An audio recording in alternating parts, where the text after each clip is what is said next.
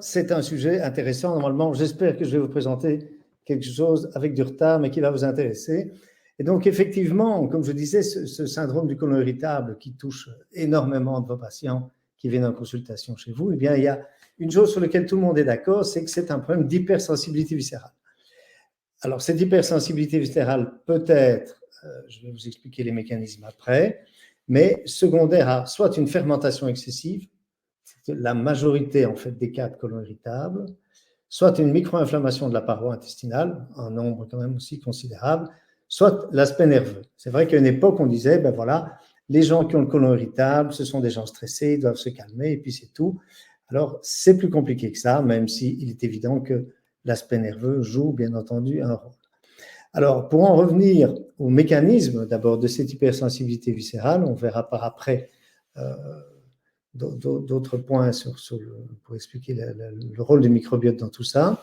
Eh bien, en fait, ce qui va se passer, c'est qu'on a identifié très récemment, c'est depuis 2022 que l'on sait ça clairement, que lorsque le microbiote est inflammatoire, c'est-à-dire que lorsqu'il y a trop de bactéries pro-inflammatoires et à l'inverse, pas assez de bactéries de protection, qui sont en fait des bactéries qui vont permettre d'avoir une couche de mucus qui protège la paroi des agresseurs et qui vont aussi moduler le système immunitaire en calmant les hyperréactivités du système immunitaire, eh bien, quand le microbiote, la balance est perturbée, qu'il est trop inflammatoire, eh bien, il va y avoir à ce moment-là une production de ce qu'on appelle des cytokines pro-inflammatoires, donc des messagers de l'inflammation, qui eux-mêmes vont activer des nocicepteurs silencieux, on appelle ça les nocicepteurs 5-HT3, donc ce sont des récepteurs à la sérotonine, et en activant ces récepteurs, ça va augmenter, bien entendu, ça va générer une stimulation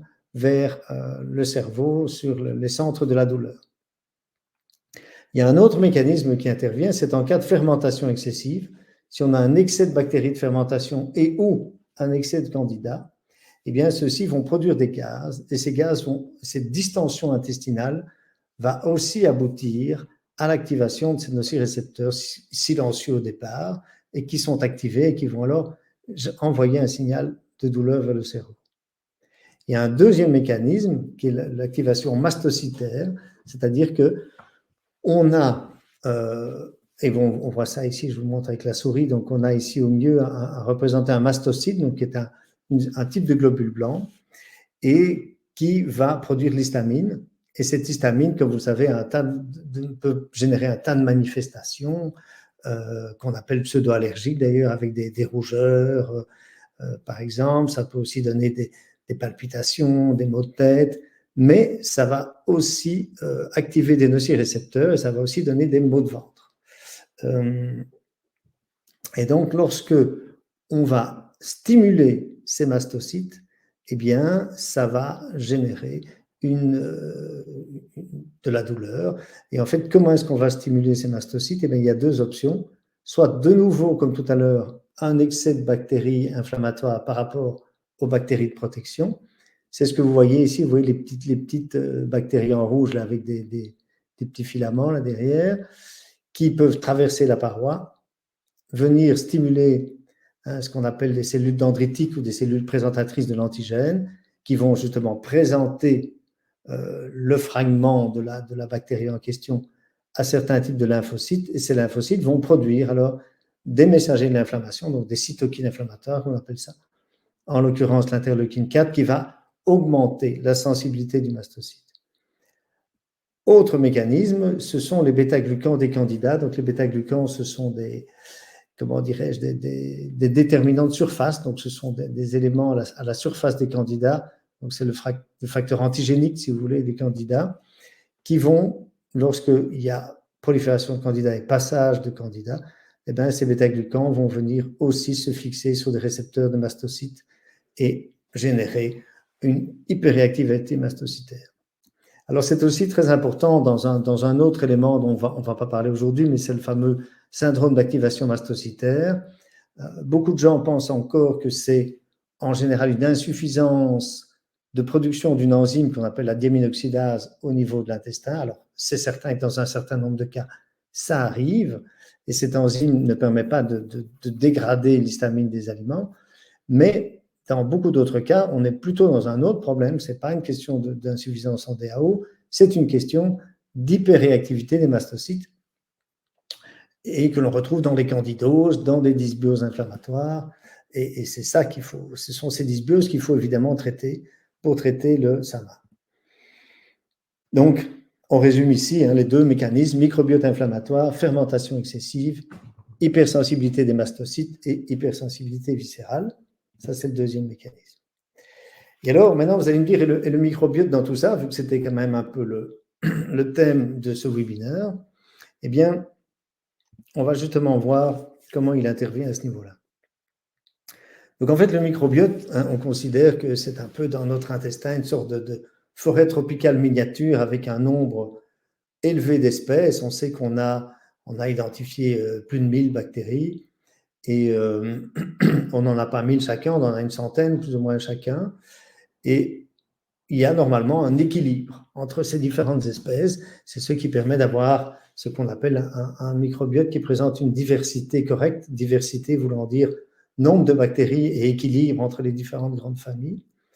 Et on peut voir que chez certaines personnes, eh bien, on prend évidemment un exemple extrême de monoculture, c'est pas tout à fait comme ça, heureusement, mais on peut avoir une perte de diversité, c'est-à-dire que certaines bactéries vont prendre le dessus et vont représenter une quantité nettement excessive, et par contre, d'autres bactéries, elles disparaissent. Et on se retrouve dans des microbiotes qui sont perturbés.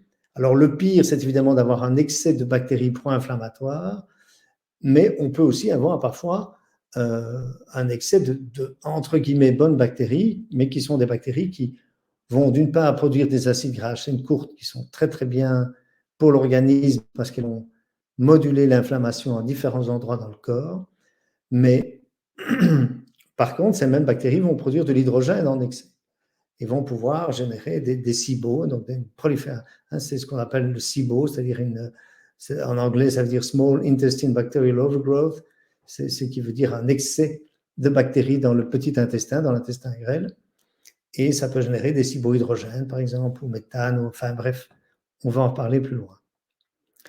Et donc, moi, ça fait maintenant pas mal d'années que je m'intéresse au microbiote et que je l'utilise dans ma pratique journalière. Et je suis très heureux de voir que dans la communauté des gastro-entérologues, alors qu'à l'époque, personne ne s'en souciait, eh bien, lors de la dernière réunion annuelle de ce qu'on appelle le UEGW, c'est le United European Gastroenterologists Week, eh bien, lors de cette semaine de congrès, eh bien, finalement, ils ont surtout parlé du microbiote. Et en fait, on voit ici que, là, ce que j'ai souligné dans le texte, eh bien, en fait, ils ont rapporté que des modifications de la composition du microbiote peuvent être considérées comme des biomarqueurs des maladies inflammatoires intestinales et qu'on pourrait justement les cibler pour baser son traitement de ces maladies-là en traitement le microbiote, que ce soit avec des probiotiques, des prébiotiques, des postbiotiques, voire la transplantation fécale. Et ils ont aussi parlé d'ailleurs du côlon irritable et que clairement, il y avait un lien de la composition du microbiote dans le côlon irritable, c'est ce dont je vais vous parler aujourd'hui d'ailleurs, et que dans ce cas-là, effectivement, la prescription de certains types d'antibiotiques en allopathie ou en phytothérapie, entre parenthèses, peuvent être tout à fait intéressants, de même que des probiotiques et autres probiotiques, prébiotiques et postbiotiques. Alors en fait, pour revenir à cet équilibre, il y a clairement un équilibre délicat à trouver entre des bactéries de protection, d'une part, et des bactéries d'inflammation. Alors ces bactéries d'inflammation ont quand même un certain rôle parce qu'elles vont aussi permettre de mettre en éveil notre système immunitaire. Donc c'est ce qu'on appelle cette espèce d'éveil immunitaire, de bruit de fond comme ça immunitaire qui reste là et c'est pour ça qu'on a besoin d'un certain nombre de ces bactéries, mais par ailleurs on a besoin aussi et surtout d'avoir suffisamment de bactéries qui vont permettre de protéger la paroi et d'envoyer des messages au système immunitaire en disant voilà, on se calme, il ne faut pas s'enflammer, c'est le cas de le dire, excessivement. Et on peut avoir une perturbation de cet équilibre délicat, et on le verra dans un cas clinique très bientôt avec un excès d'inflammation. D'un autre côté, comme je disais tout à l'heure, ces bactéries de protection peuvent aussi être des bactéries de fermentation. Et donc, lorsqu'on en a en excès, eh bien, on va produire des gaz en excès qui vont générer cette distension intestinale qui va stimuler, comme je vous l'ai montré au début, ces récepteurs à la douleur. Et justement, je vais vous illustrer ça par 2 cas cliniques. Donc, c'est le cas de Luc et Gérald. En fait, ce qui est intéressant, c'est que vous pouvez avoir 2 patients qui se présentent à votre consultation avec des symptômes finalement fort semblables, hein, genre perturbation du transit, selle pas bien moulée, selle molle, des ballonnements, des gaz, plus ou moins, des maux de ventre, plus ou moins. Enfin bref, on reste dans une symptomatologie de côlon irritable typique, mais vous allez le voir, il y a plusieurs possibilités étiologiques, donc causales, à ces symptômes. Et en fait, l'analyse du microbiote et des métabolites du candidat, d'ailleurs, vont permettre de faire la part des choses. Donc, ce qui va se passer ici chez Luc, c'est que Luc va avoir un excès de bactéries d'inflammation par rapport aux bactéries de protection. Par contre, chez Gérald, il va avoir un excès de fermentation. Alors, on va voir ça plus en détail. Mais avant ça, quand même, petit rappel, l'analyse métagénomique, donc ce qu'on va utiliser au niveau des selles, ce n'est pas une culture de selles. Donc, on appelle les analyses en culture. Donc, quand on met les selles dans une petite boîte avec des nutriments pour nourrir les bactéries, et bien là, on voit certaines colonies qui se développent très fort. Ça, c'est ce qu'on utilise dans la recherche de bactéries pathogènes chez des gens qui font vraiment une colite aiguë infectieuse. Par contre, on ne parle plus du tout de ça ici. Ce qu'on appelle l'analyse métagénomique du microbiote, eh bien, c'est une analyse où on va aller par l'ADN des selles retrouvent cataloguées par leur ADN les différentes bactéries. Comme je disais, pour la culture de sel, eh bien, on voit que 80% des bactéries ne poussent pas en culture. Parce qu'en fait, 80% des bactéries sont des bactéries anaérobies. Donc, dès qu'elles sortent du côlon et qu'elles sont en présence d'oxygène, eh bien, elles meurent. Donc, on a 80% qui ne poussent pas en culture, d'autres qui vont pousser excessivement parce qu'elles aiment bien ce qu'on leur donne à manger. Et donc, ça ne va pas du tout ressembler à l'équilibre des bactéries dans notre intestin. Et c'est pour ça que depuis surtout le début des années 2000, on va dire surtout 2006, est apparue l'analyse métagénomique, donc qui part ou le séquençage de la RN16S, on ne va pas entrer dans les détails, mais l'idée c'est que par l'ADN de ces bactéries, eh bien, on va pouvoir les identifier et avoir le catalogue de toutes ces bactéries avec justement les bactéries bénéfiques, voir si elles sont présentes suffisamment, voire éventuellement en excès, et par contre les bactéries maléfiques, évidemment, voir s'il y en a en excès. À noter que ce qu'on utilise au laboratoire et ce qu'utilise SIM d'ailleurs par rapport à ces analyses, eh bien, c'est très important, les selles sont collectées et mises directement dans un tube qui contient un stabilisateur de l'ADN. C'est fondamental parce que tout le monde ne fait pas ça et il y a des études qui ont bien montré que si on fait une analyse de selles, soit on récolte les selles, on les congèle directement et puis on les analyse, ou alors on récolte les selles, on les met dans le tube avec ce stabilisateur et puis on fait les analyses, c'est pareil, les résultats sont les mêmes. Par contre, si on récolte les selles dans un tube simple, sans produit stabilisateur, et puis qu'on l'analyse X heures après, eh bien, on a une perturbation dans la valeur. Donc, c'est important, détail technique important à savoir.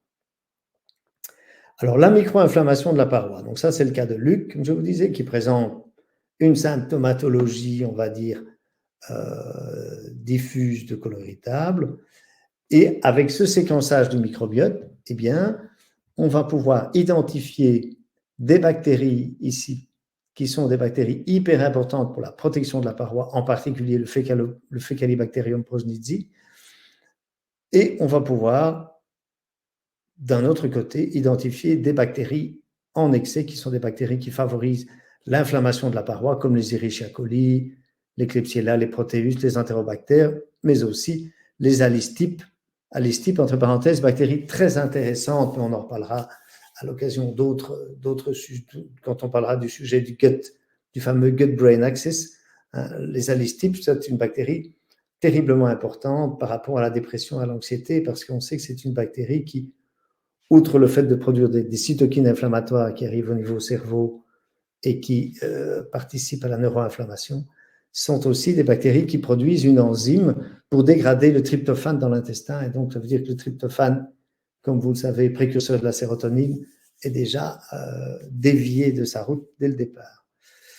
Enfin bref, je m'égare. Donc, on voit ici insuffisance de bactéries de protection, excès de bactéries d'inflammation.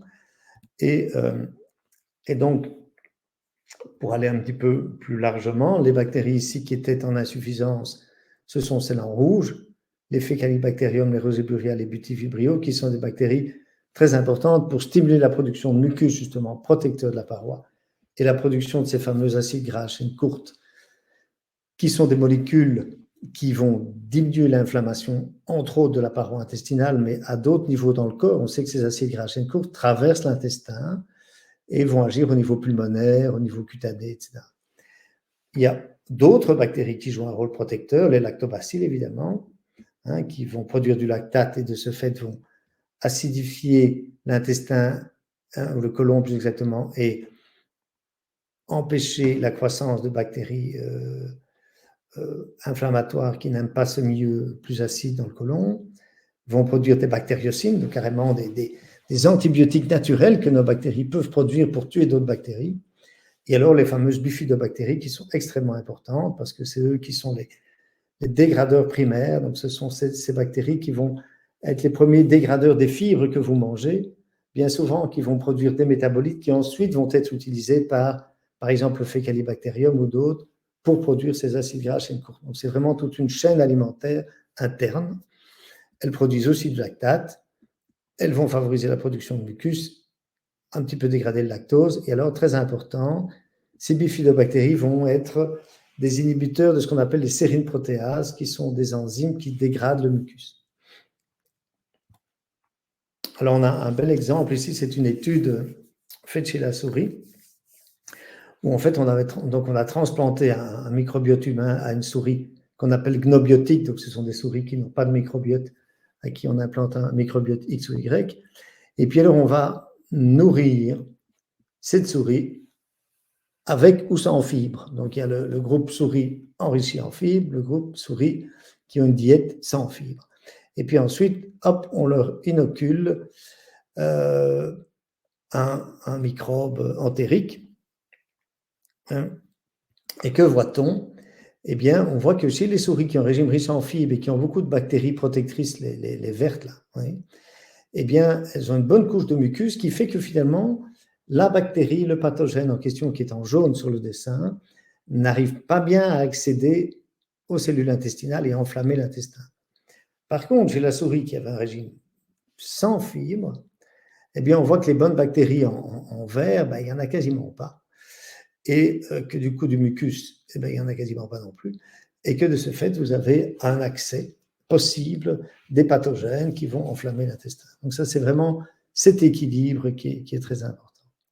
Ici, je vous montre une dia qui montre à quel point, par exemple, le Faecalibacterium progenidiae dont je vous parlais tout à l'heure est important parce que d'une part, il va produire ces acides gras à chaîne courte qui vont donner de l'énergie. On dit que c'est le fuel du colonocyte, c'est lui qui va donner l'énergie aux cellules du côlon. Ce n'est pas la glutamine comme certains pensent. La glutamine, c'est le fuel des entérocytes, donc du grêle, et pas du côlon. Pour le côlon, c'est le butyrate, le fuel du côlon. Qui vont aussi stimuler la production de mucus par les fameuses cellules à mucus et qui vont aussi avoir une action via le système NF-κB, enfin bref, une action anti-inflammatoire au niveau cellulaire. Ça, c'est via les acides gras à chaîne courte. Mais les Faecalibacterium progenidiae agit lui-même directement. Il a des antigènes de surface qu'il va présenter aux ces fameuses cellules présentatrices de l'antigène, ces cellules dendritiques, qui vont pouvoir mettre un bras comme ça dans la lumière intestinale pour voir un peu l'ambiance. Eh bien, il va lui présenter son antigène, comme ça, pour lui donner justement, le mettre au courant de l'ambiance intestinale. Et fonction de l'ambiance, de ce qu'on lui présente, eh bien, ces cellules dendritiques vont stimuler, présenter ces éléments-là au système immunitaire et donc stimuler la présence d'interleukines inflammatoires comme les interleukines 17 par exemple, ou à l'inverse, stimuler des interleukines non inflammatoires comme l'interleukine 10. Et donc c'est vraiment un rôle terriblement important de ces bactéries de protection. À l'inverse, vous avez des bactéries d'inflammation en excès, et on a vu chez, je ne sais même plus maintenant si c'est Luc. Oui, c'est Luc, c'est ça, on a vu chez Luc qu'il avait un excès d'alistype, d'entérobactères, de Klebsiella, de Proteus, et d'Escherichia coli d'ailleurs. Et en fait, on sait très bien maintenant que ces bactéries, les protéobactéries, donc qui sont justement Klebsiella, Proteobactères, coli, etc., entérobactéries, sont des bactéries qui vont aller stimuler des récepteurs au niveau des cellules intestinales qui vont créer de l'inflammation, à l'inverse des bifidos et des lactobacilles. Donc en fait, il a vraiment tous ces patients pour à la fois ne pas avoir la protection et à la fois avoir des bactéries qui vont venir stimuler l'inflammation. Alors Gérald, lui, c'est autre chose, il a les mêmes symptômes, mais quand on regarde son microbiote, c'est tout à fait autre chose. Il a en fait ces bactéries ici qui étaient en insuffisance, chez lui, elles sont en excès. Il a un excès de bactérium, un excès de butyvibrio, un excès de doréa. Ce sont toutes des bactéries qui produisent de l'hydrogène. Et il a, en plus de ça, un excès de bactéries qui produisent de l'H2S, comme le désulfo, qui est absolument, qui est 30 fois la valeur supérieure. Donc, il a vraiment un taux de bactéries productrices d'H2S énorme. Donc, il est vraiment complètement dans la fermentation, mais de surcroît, ces bactéries qui produisent l'H2S, lui, vont aussi détruire le mucus. On sait que justement l'H2S produit va couper ce qu'on appelle les ponts disulfures, qui sont des ponts qui permettent de maintenir le mucus épais et imperméable. Et donc, il a surtout un problème fermentatif et en plus un peu d'inflammation. Et donc, quand on parle de ce problème fermentatif, pour ceux qui s'y connaissent un petit peu dans ce qu'on appelle le SIBO, dont je vous ai parlé tout à l'heure, donc cette prolifération excessive de bactéries de fermentation, eh bien, vous avez des bactéries qui produisent de l'hydrogène, de l'H2S et du méthane.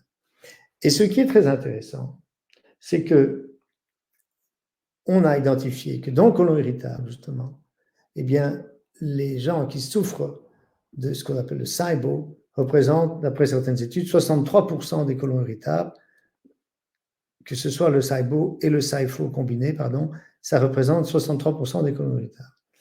Alors, il y a aussi le côté inflammatoire, bien entendu, le côté nerveux, et puis, dans le côté fermentatif, il ne faut pas oublier l'intolérance au lactose, évidemment. En général, ce sont des gens qui ont des problèmes sur les produits laitiers, avec plutôt des ballonnements, des flatulences et des selles molles, voire des diarrhées. Et puis des gens qui ont des insuffisances digestives hautes, donc qui ne produisent pas assez d'acide chlorhydrique ou qui prennent des IPP, des pentomètres, oméprazole et tout ça. Il y a éventuellement des patients qui ont une insuffisance hépatobiliaire qui ont aussi ce qui fait que la prédigestion se passe mal. Et là, ce sont des gens en général qui ont des intolérances non spécifiques, c'est-à-dire tout ce qu'ils mangent pose problème. Dans le SIBO, ils ont plutôt des intolérances à ce qu'on appelle les FODMAP, tous les aliments fermentants. Et dans le SIFO, c'est-à-dire la prolifération de candidats, ils ont plutôt des intolérances au sucre, que ce soit le sucre sous forme de disaccharides, donc le sucre tel quel, ou de l'amidon, par exemple. Et ça, c'est justement une étude remarquable qui date déjà de quelques années, mais c'est un gastro-entérologue qui avait fait des gastroscopies sur 124 patients. Et puis, il avait fait une aspiration du liquide dans l'intestin et il avait voulu voir quelle était sa composition. Et il a vu que finalement, chez 63% de ces patients atteints de côlon irritable, eh bien, il y avait une prolifération soit de bactéries excessives, soit une prolifération excessive de candidats, SIBO ou SIFO. Et alors, il a ensuite été plus loin dans la répartition des 63%, et on voit que ça se répartit finalement relativement uniformément, donc plus de SIBO et SIFO 34% et SIFO seul 26%. Alors, à noter que dans les symptômes du SIBO, évidemment, vous allez retrouver, outre la fermentation, les gaz et la douleur abdominale, vous allez pouvoir retrouver d'autres symptômes qui sont liés au fait que dans l'intestin grêle, à l'inverse du côlon, vous n'avez pas une épaisse couche de mucus qui protège la paroi de toutes ces bactéries. Raison pour laquelle vous n'avez pas une épaisse couche de mucus, eh bien, c'est parce qu'il y a beaucoup d'échanges dans le grêle. On doit tout simplement absorber tous les nutriments qu'on mange. On doit pouvoir. Il y a des enzymes digestives qui sont libérées par la bordure en brosse de l'intestin, dont la lactase qu'on connaît, mais pas que. Il y a toutes différentes enzymes digestives qui sont libérées. Et donc, il doit y avoir un échange entre la muqueuse et le bol alimentaire, évidemment. Et donc, à cet endroit-là, on a un mucus assez lâche. Et de ce fait, on n'est pas censé avoir beaucoup de bactéries dans l'intestin grêle. On a très peu de bactéries dans l'intestin grêle. C'est dans le côlon qu'on a beaucoup de bactéries. Et en fait, c'est pour ça que justement, l'organisme a trouvé cette idée de dire, voilà, besoin d'échange au niveau du grêle, donc pas beaucoup de bactéries, pour ne pas avoir de risque de prolifération de bactéries pro-inflammatoires qui créent des problèmes à ce niveau-là, parce qu'elles sont directement en contact avec l'intestin. Et pour ça, elle a trouvé deux stratégies. La première, c'est d'avoir une motricité rapide, et la deuxième, c'est d'avoir des cellules spécifiques qui produisent des peptides antibactériens pour tuer ces bactéries en question. Et justement, dans le SIBO, il y a un problème de motricité, mais on ne va pas revenir là-dessus. Ce sera pour une autre fois, sinon on ne s'en sortira pas. Et donc, au niveau justement du leaky gut, à cause de cette interaction, ben, il y a un tas de toxines qui vont pouvoir être absorbées alors qu'elles ne devraient pas, d'éventuels peptides alimentaires non digérés qui peuvent passer, étant donné qu'il y a un leaky gut qui peut se créer à cause de cette dysbiose et de cet état micro-inflammatoire de l'intestin. Et donc, ça va pouvoir amener à des intolérances alimentaires, des douleurs articulaires, de la fatigue, des problèmes de peau, etc., qui peuvent être associés aux symptômes digestifs. Alors, très important ici, c'est justement, au départ, on s'est dit, tiens, dans le SIBO, c'est toujours au départ, c'est toujours le cas d'ailleurs, le test de référence, c'est ce qu'on appelle le breath test, qui sont des tests où on va souffler dans des tubes après avoir ingéré, par exemple, du lactulose, qui est un sucre non absorbable, et lorsqu'on n'a pas de bactéries dans l'intestin grêle, eh bien, il n'y a pas de gaz qui sont émis pendant la période où le liquide passe dans l'intestin grêle, c'est-à-dire entre la 15e et la 90e minute après l'avoir ingéré. Par contre, quand il y a une prolifération de bactéries en excès, eh bien, il y a des gaz qui vont être émis parce que ces bactéries vont dégrader ce sucre au niveau du grêle. Et en fait, parmi les gaz, il y a en général soit de l'hydrogène et de l'H2S qui sont plutôt produits dans ce qu'on appelle le IBS-D, dont en anglais c'est le côlon irritable avec transit normal à diarrhée. Et par contre, vous avez un gaz qui est le méthane, qui lui va plutôt être produit dans le IBS-CH4, IBS-C, donc qui est associé à de la constipation. Là, c'est plutôt méthane. Donc ça, c'est ce qu'on retrouve dans les gaz. Et alors, ce qui est très intéressant, c'est que même si le breath test reste toujours une référence intéressante pour évaluer s'il y a un excès de gaz, mais d'un autre côté, ça on peut le deviner cliniquement, pour voir quel type de bactéries, parce que c'est ça qui est très important, parce que selon le type de bactérie, ce n'est pas le même type de traitement. Eh bien, on a constaté que quand on mesure l'analyse du microbiote, eh bien, on va retrouver des bactéries productrices d'H2S, par exemple, Fusobacterium desulfovibrio, c'est des gens qui ont un excès d'H2S produit dans les gaz respiratoires. Et on va retrouver un excès de méthanobrevibactère, donc une bactérie qui produit du méthane, chez les gens qui ont un excès de méthane dans les gaz respiratoires. Donc il y a vraiment une corrélation entre les deux, d'où l'intérêt, effectivement, quand on suspecte un SIBO, par exemple, avec l'analyse du microbiote, on a une idée du type de bactérie incriminée. C'était publié dans le Journal américain de gastroentérologie en 2022. Et alors, l'autre élément extrêmement intéressant, c'est le SIFO. Donc, le SIFO, c'est la prolifération excessive du candida. C'est vrai que c'est quelque chose auquel les gastro n'ont pas cru pendant longtemps, mais maintenant, c'est tout à fait accepté. C'est-à-dire qu'on sait que chez des patients non immunodéprimés, puisqu'à l'époque, on parlait de candidose, on disait, oui, mais enfin, la candidose, c'est pour des gens qui ont le sida ou des gens qui sont en chimio, etc. Alors oui, là, on parle de la prolifération, de l'invasion de candida dans le sang, avec des pneumopathies, des neuropathies à candida, etc. Ça, c'est autre chose. Mais le fait qu'il y ait une prolifération de candidats et que les candidats passent de la forme levure naturelle à une forme mycélienne qui s'accroche à la paroi avec production de gaz, de toxines, etc., eh bien, on constate que ça arrive chez les patients non immunodéprimés et que c'est une cause d'ailleurs du côlon irritable. Ça, c'est une publication. Je vous montre la slide. Donc, si ça vous intéresse, vous pouvez aller la rechercher. C'est une publication extraordinaire qui montre effectivement le lien entre la prolifération de candidats et le côlon irritable. Et donc, pour rappel, les candidoses intestinales se diagnostiquent par effectivement des troubles digestifs, donc ballonnement, gaz, troubles du transit, mais aussi bien souvent de la fatigue, des troubles de concentration, des troubles de mémoire, des troubles de l'humeur, des envies répressives de manger du sucre, ce fameux brain fogging comme ça, éventuellement des migraines, des céphalées, des symptômes pseudo-allergiques. Et là, on retombe dans le fameux syndrome d'activation mastocytaire, donc des gens que les allergologues cataloguent comme pseudo-allergiques. Pourquoi? Parce qu'ils ont des manifestations allergiques, mais on ne trouve aucun allergène. Eh bien, ce sont bien souvent des gens qui ont une prolifération fongique. Très important à noter. Donc, si vous avez des patients comme ça, demandez-leur un test pour le candidat. Et comment est-ce qu'on peut faire ce test? Eh bien, on a le meilleur marqueur, parce que le problème, c'est que dans les selles, ce n'est pas nécessairement évident de le retrouver. Dans le sang, bien entendu, non. Et dans les selles, ce n'est pas évident, même par des PCR de selles, parce que les candidats restent souvent accrochés aux parois. Ils s'agglomèrent en petits groupes et ils se créent un biofilm et ils restent là. Et finalement, la meilleure façon, c'est à mon sens en tout cas, c'est de doser des métabolites produits par le candidat qu'on retrouve dans l'urine, c'est le D-arabinitol ou le rapport DL-arabinitol. Et donc, il est clair que ces analyses, bien sûr, c'est l'intérêt justement avec SIM, c'est d'avoir à portée de la main la capacité d'analyser son microbiote, d'analyser ses métabolites fongiques, quand on suspecte un problème d'inconfort de type côlon irritable, et c'est bien fréquent. Et vous voyez maintenant qu'il est clairement établi que on peut, avec ces analyses, véritablement avoir des informations fondamentales pour le traitement chez ces patients. Alors, il y a évidemment toujours l'aspect nerveux, et à propos, on revient sur mon schéma de départ, eh bien, concernant l'aspect nerveux, il y a plusieurs voies.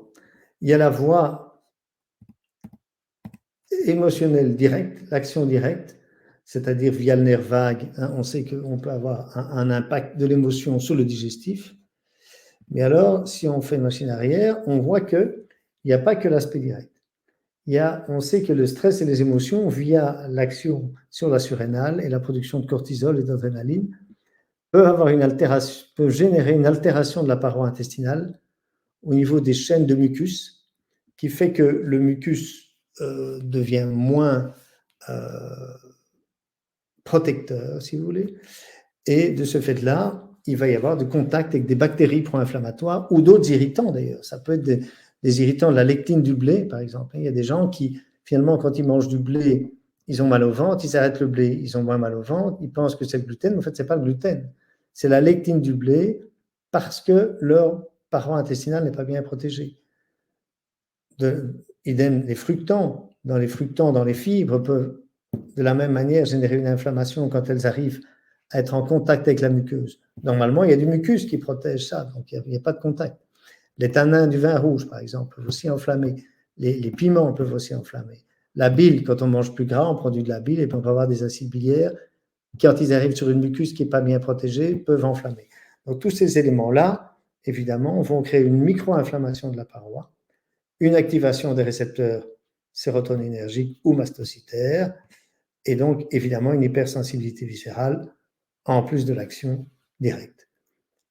Donc, tout ça pour vous dire que même si, bien entendu, et je serai toujours le premier à défendre et à parler de l'intérêt du travail du stress et des émotions, Et même si, bien entendu, il faut savoir, il faut s'en occuper, il faut savoir aussi que même dans ces cas-là, l'analyse d'un microbiote est intéressante parce qu'on peut identifier dans quelle mesure une altération de la composition du microbiote sur une défense de muqueuse affaiblie par l'émotionnel peut créer cette inflammation et on peut quand même avoir une action sur ce microbiote. Alors en pratique, Gérald et Luc, donc pour revenir à leurs symptômes, avaient des symptômes pas faciles à différencier. Et lorsqu'on a fait les analyses, là vous avez une petite idée. Bon, assurez-vous, SIM justement va vous faire le travail de faire. Il y a des algorithmes qui ont été établis et fonction des différentes perturbations, voir quel type de traitement il faut faire, parce qu'évidemment c'est pas simple à interpréter les analyses du microbiote, même si maintenant ça peut se faire de façon absolument correcte. Et donc, vous vous rappelez du cas de Luc et vous vous rappelez du cas de Gérald, eh bien, grâce à tout ça, il y a moyen de mettre en place des traitements. Et dans le cas de Gérald, qui a une hyperfermentation, ben, qu'est-ce qu'on va lui préconiser? Plutôt l'éviction des aliments fermentants, évidemment, vu qu'il a déjà une fermentation excessive. Donc, on va lui donner le fameux régime FODMAP que maintenant, on donne un peu à toutes les sauces, mais qui n'est pas nécessairement ce qu'il faut donner. Dans le cas de Gérald, oui, c'est le cas. Mais ce n'est pas toujours le cas, vous verrez, dans le cas de Luc, ce n'est pas du tout ça qu'il faut. On va, en plus du FODMAP, être beaucoup plus strict au niveau de l'éviction des aliments riches en soufre. Donc, vu que Gérald a un excès de bactéries productrices d'H2S, et donc là, on retrouve l'ail, les oignons, les choux, qu'on retrouve dans les FODMAP, entre parenthèses, mais aussi les œufs et la viande rouge, chez qui on va essayer de modérer tout ça chez lui. Pour rappel, les FODMAP, je ne suis pas pour faire ce n'est pas une exclusion, ce n'est pas comme une allergie. L'idée, c'est de réduire ces aliments-là. Ce n'est pas la même chose. Et par contre, avec ceci, il faut être un peu plus strict quand il y a autant de bactéries productrices de soufre. Et alors, comme complémentation, effectivement, l'origan, qui va avoir une action spécifiquement plutôt contre les bactéries productrices d'H2S, la berbérine contre les bactéries productrices d'hydrogène, de même que l'allium sativum.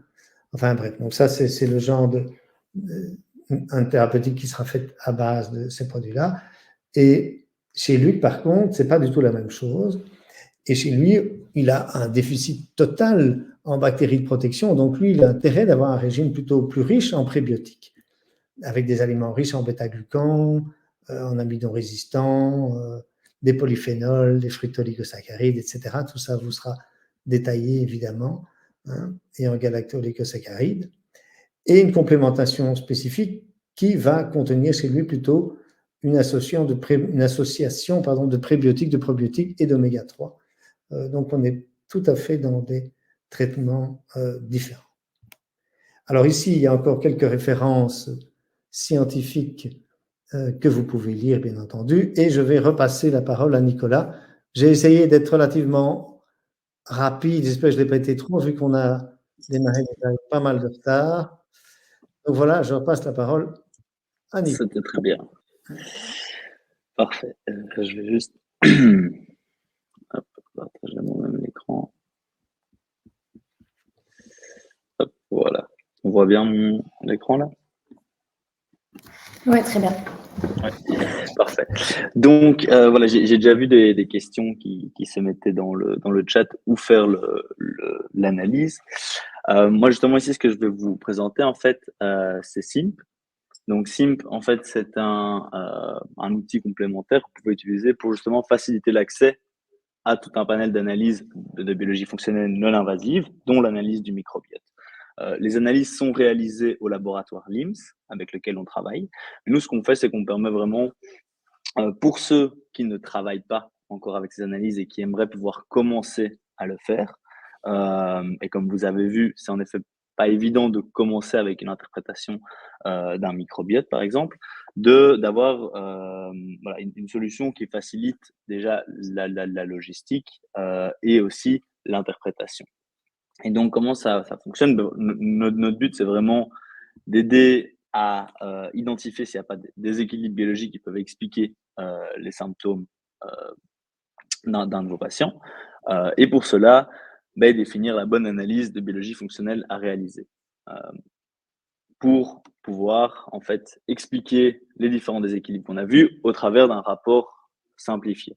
Donc un rapport simplifié déjà pour vous, mais également pour votre patient, pour l'aider à comprendre un petit peu ce qui se passe. Donc, c'est-à-dire le rendre un peu plus actif dans la démarche, parce qu'on se rend bien compte que lorsque le patient est plus actif, qu'il comprend mieux ce qui se passe, vous allez généralement avoir des meilleurs résultats avec eux, car ils vont mieux suivre le traitement, ils vont poser des questions plus intéressantes et ils vont être plus impliqués dans tout le processus.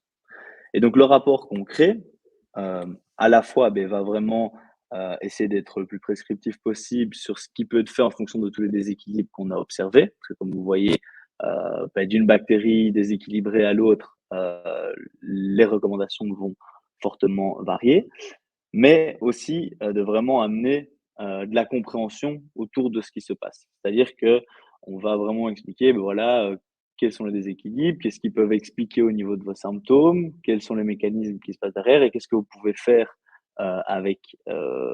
pour agir sur ces déséquilibres. Et ce qui fait que, comme je disais, ça va généralement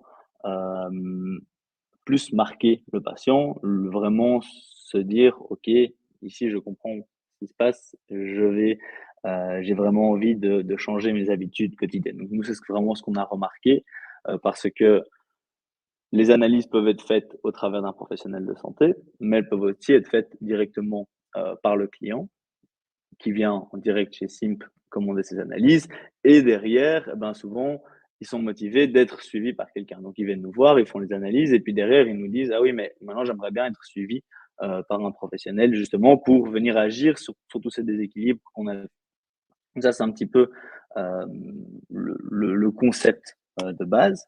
Et comment ça fonctionne? Mais c'est vraiment vous qui ressentez dans votre évaluation le besoin d'aller plus loin avec une analyse. Vous pouvez soit commander directement l'analyse via nous, ou alors envoyer le patient sur notre site qui va répondre à un questionnaire. On va lui dire, voilà, telle ou telle analyse sera intéressante dans votre situation, lui expliquer pourquoi et renforcer un petit peu le message que vous lui avez déjà donné, parce que parfois, on voit souvent qu'ils hésitent quand même à faire les analyses parce qu'ils ont besoin de se renseigner un petit peu plus. Nous, on crée beaucoup de contenu et de documentation pour les aider à se lancer dans la démarche. Ensuite, lorsqu'ils commandent leurs analyses, ils reçoivent le kit depuis chez eux. Ils les renvoient au laboratoire LIMS où ils sont analysés. Donc, c'est vraiment les kits d'échantillonnage, les machines, les techniciens du laboratoire LIMS. Tout est fait chez eux. J'imagine qu'il y a pas mal de personnes qui connaissent le laboratoire LIMS, donc je ne vais pas refaire leur éloge ici. Et puis ensuite, il y a la réception du rapport. Le patient reçoit son rapport simplifié et vous recevez la version plus complète du rapport. Et donc, vous avez vraiment une bonne base de discussion. Lorsque le patient revient, lui est déjà plus motivé. Et puis vous, vous gagnez aussi du temps dans toute cette interprétation. Donc, de nouveau, ici, ça s'applique vraiment pour les professionnels qui n'utilisent pas encore ces analyses. Il y en a qui travaillent déjà en direct avec le laboratoire LIMS et qui utilisent leurs interprétations. Et tout ça, c'est très bien. Nous, ici, c'est vraiment pour ceux qui veulent démarrer ou alors qui veulent pouvoir fournir ce petit compte-rendu en plus simplifié pour le patient et qui alors commence à travailler avec nous. Ici, c'est un petit exemple à quoi va ressembler un rapport. Donc, au niveau des analyses, il y a l'analyse du microbiote ici qui est simplifiée. Vous voyez vraiment au niveau de la protection, de la fermentation, de l'inflammation.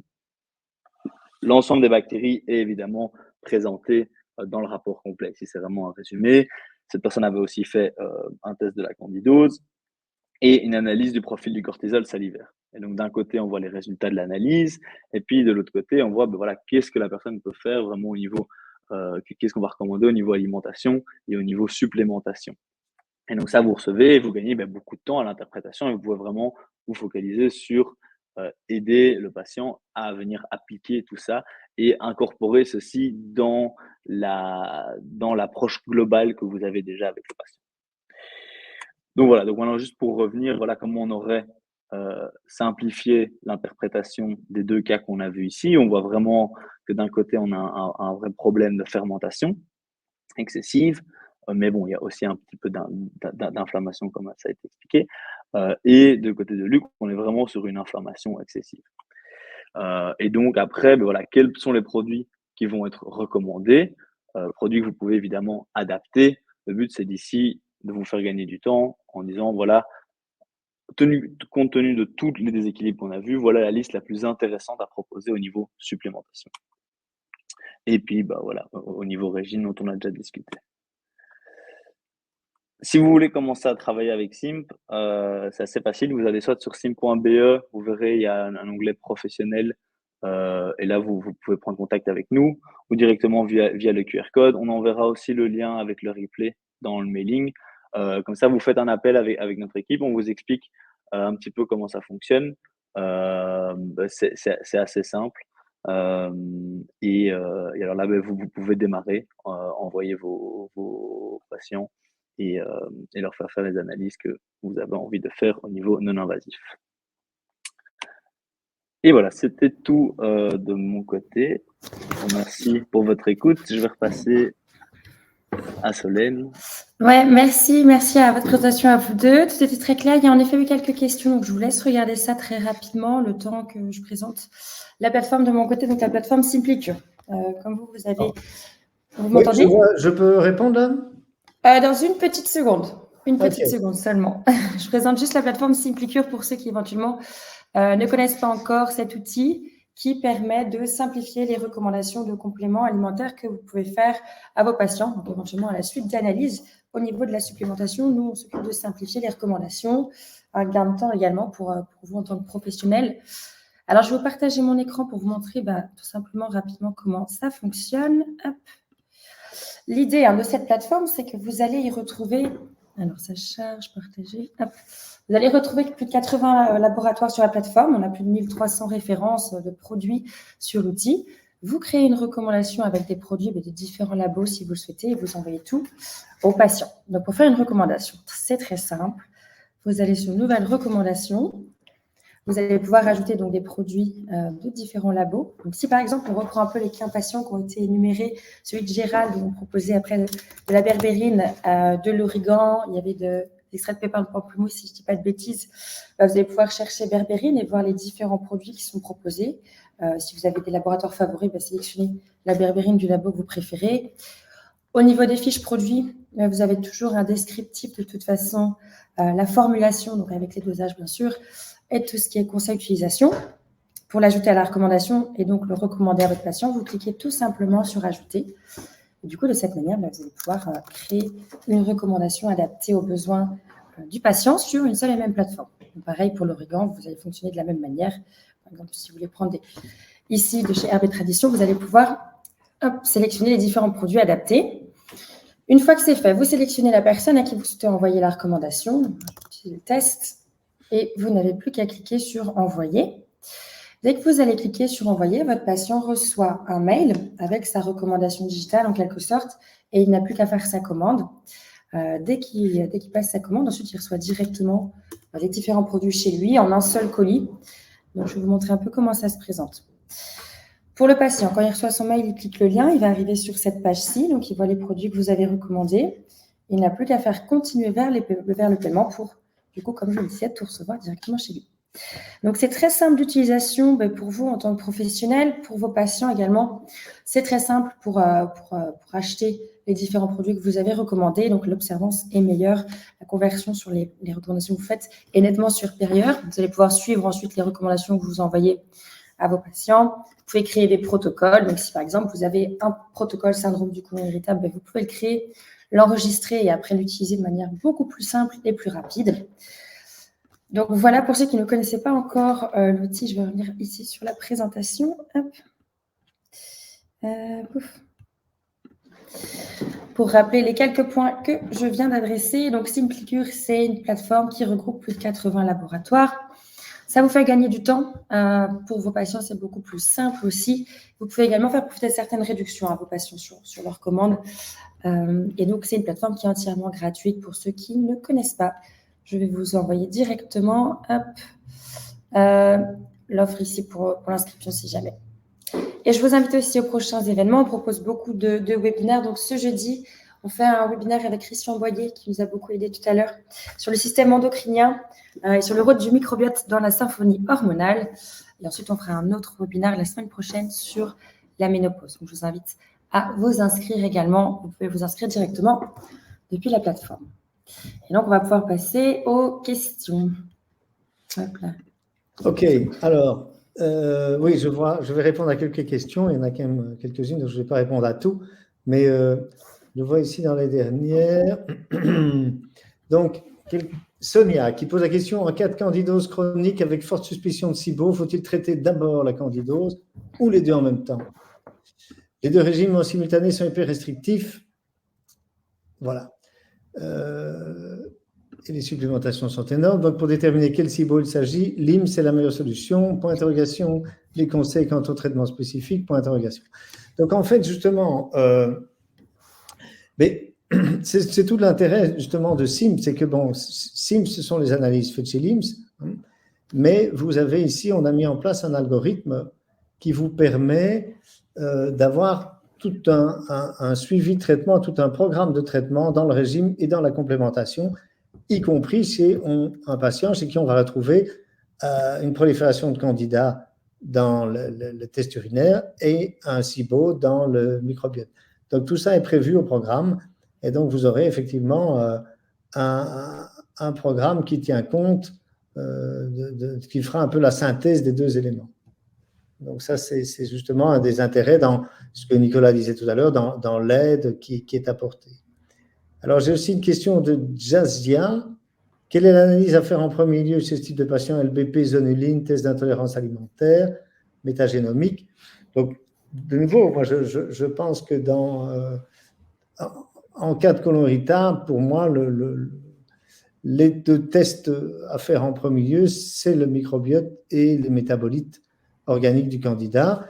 Alors, l'idée, est-ce que ça pourrait être intéressant en plus de faire la LBP? Est-ce que ça pourrait être intéressant en plus de faire un panel d'IgG alimentaire?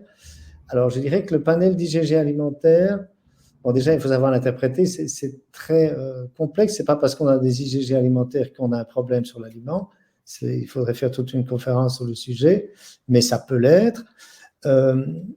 Et en fait, je dirais plutôt que les IgG et la LBP seraient plutôt, surtout des marqueurs de la perméabilité intestinale, donc plutôt dans des problèmes inflammatoires à distance. Chez des gens qui ont des infections ORL à répétition, des gens qui ont des infections, enfin une inflammation articulaire, des gens qui ont des inflammations cutanées, des gens qui ont de la neuroinflammation, etc. On est, à la limite, c'est plus indiqué dans ces cas-là que dans le côlon irritable. Je pense dans le côlon irritable, vraiment, même si ça peut être fait, bien entendu, pour moi, les deux premières analyses, ça reste microbiote et métabolite de candidats. Alors, j'ai aussi eu deux autres questions auxquelles je vais répondre, si on a encore le temps. Et puis, vous me dites. Hein.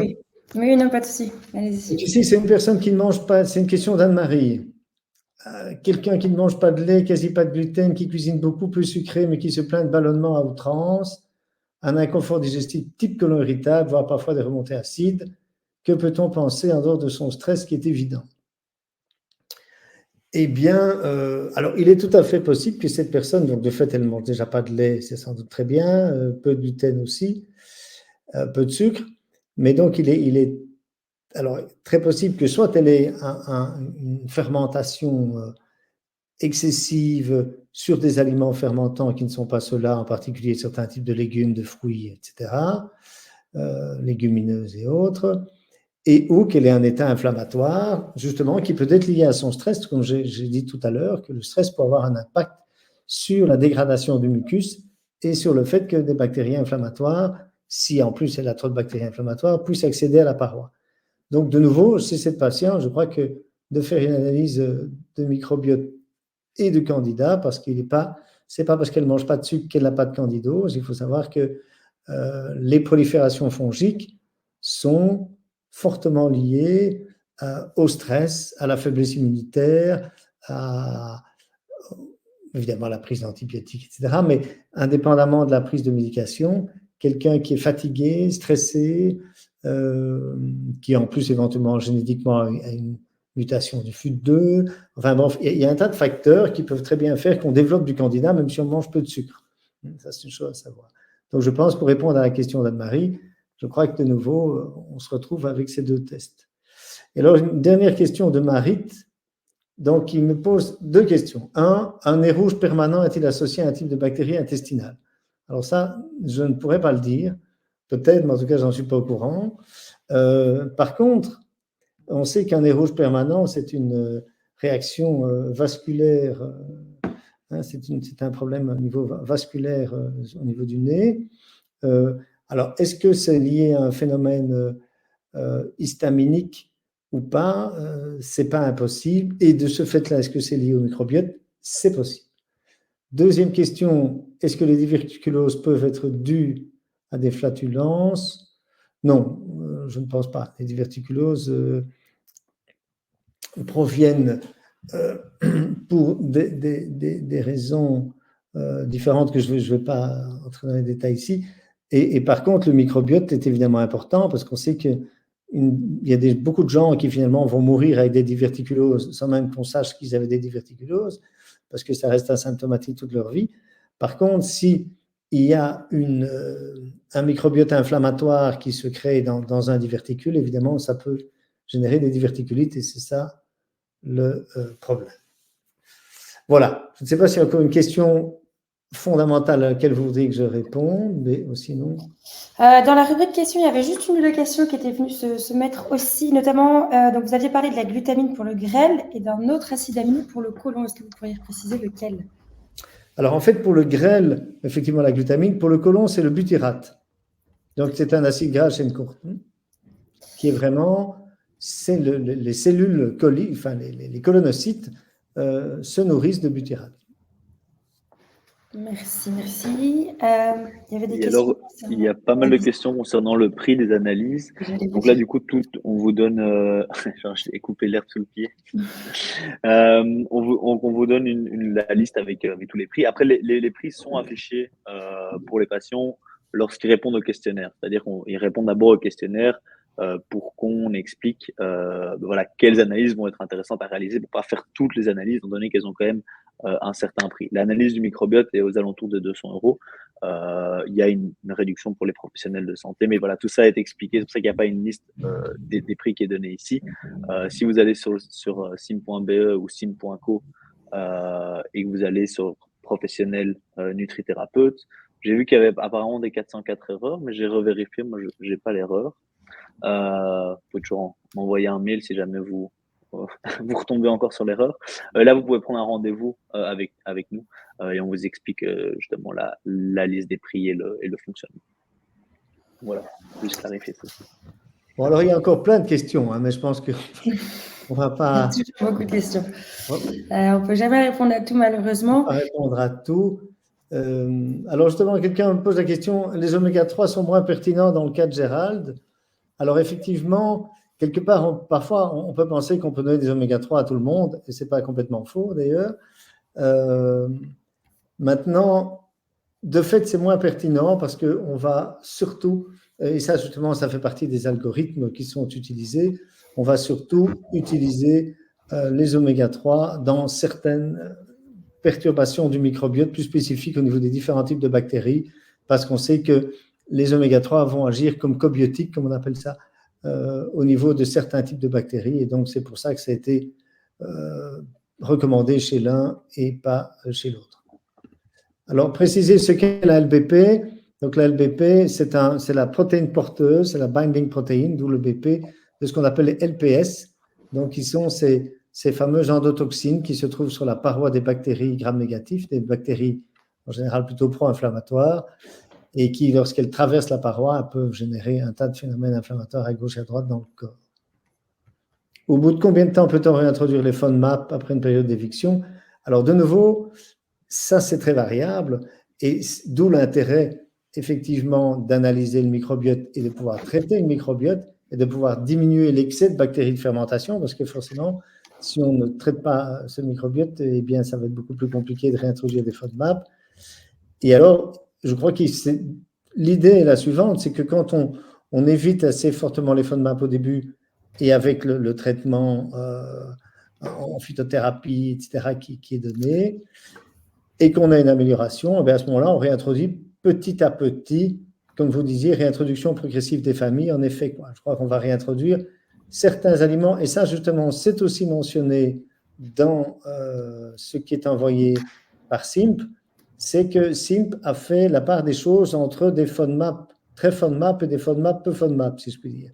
Donc, des aliments très fermentants et moins fermentants, ce qui permet alors de réintroduire d'abord les moins fermentants et puis les plus fermentants pour introduire les choses progressivement. Ça fait justement partie de tout cet algorithme et de tout ce détail qui était poussé quand même assez loin dans les protocoles. Écoutez, je vous remercie d'avoir répondu en tout cas à un maximum de questions ici. Il y en a encore plein d'autres, mais voilà, attends, je peux pas tout répondre à tout. Non, mais déjà, merci d'avoir répondu à ces questions. Vous aurez l'accès de toute façon aussi à la présentation et au replay dans l'après-midi. Donc, s'il faut revenir sur certains points, vous aurez l'accès à tout ça. On va la publier sur la page d'accueil de Simplicure dans un premier temps. Merci à vous deux d'avoir été présents aujourd'hui. Merci pour toutes ces informations et pour ces deux présentations. Avec plaisir. Merci. Voilà. Au revoir tout le monde. Merci à vous. Et pour ceux qui ont été présents depuis le départ, excusez-nous pour les petits soucis techniques. Merci d'être restés connectés tout le long du webinaire. À très bientôt pour un prochain webinaire. Et puis encore merci.